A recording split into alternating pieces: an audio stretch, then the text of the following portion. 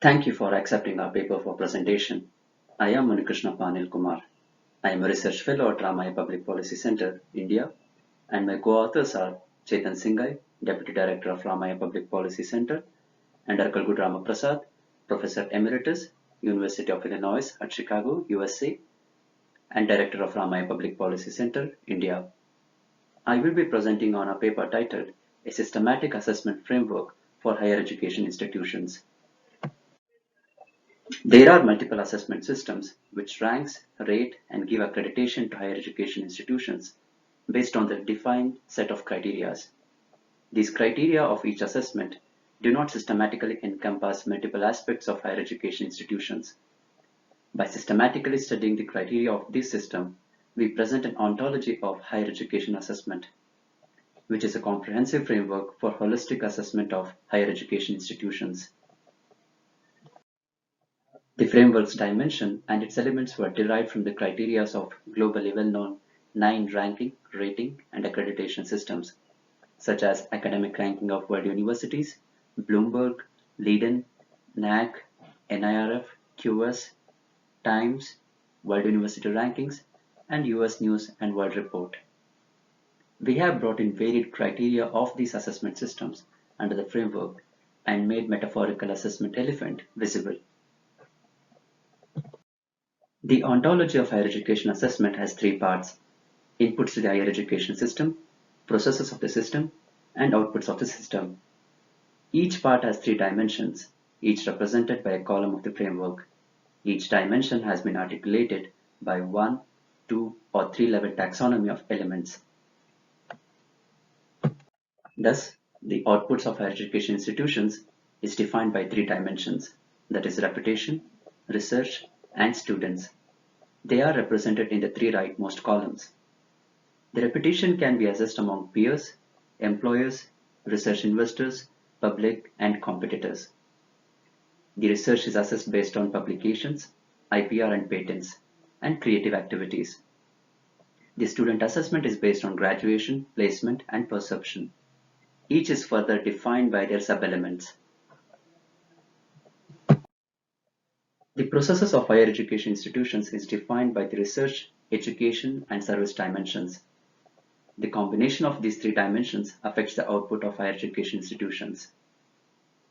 The dimension of research can be assessed at different levels of researchers, their funding, and type of research such as basic, applied, or project.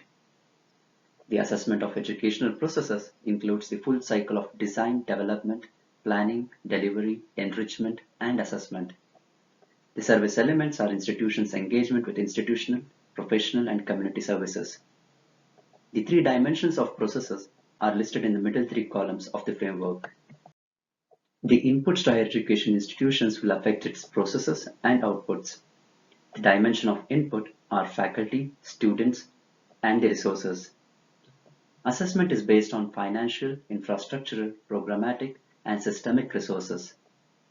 The element of student resources are their number, level of study, gender, challenges, and test score.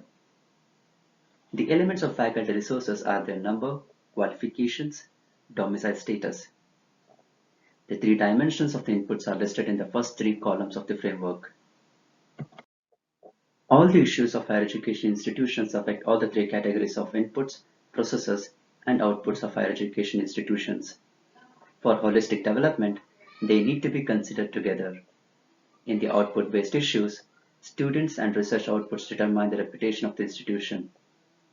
A positive reputation would trigger a virtuous cycle of better inputs and improved processes.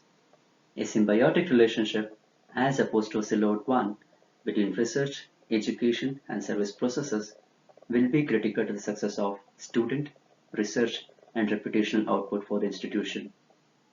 Simultaneously complementary and contradictory societal pressure of equity, expansion, and excellence are reshaping the contours of higher education in the 21st century.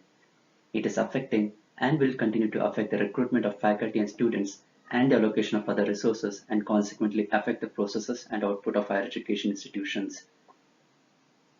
The framework may be extended by adding categories or reduced by eliminating categories, refined by adding subcategories, and coarsened by combining categories or subcategories. Thus, one can make and study the assessment of higher education institutions at different levels of granularity.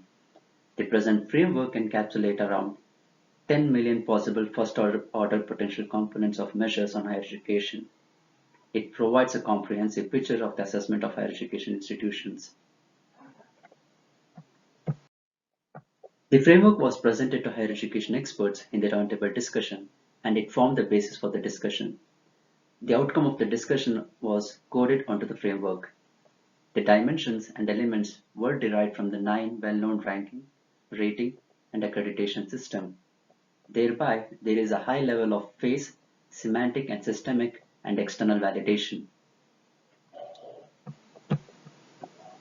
In conclusion, the framework can be used for multiple applications. The comprehensiveness and logical taxonomies of elements in the framework would assist in mapping the state of practice in higher education institutions, discover the gaps in aspiration and practice, identify the pathways, and formulate a strategy.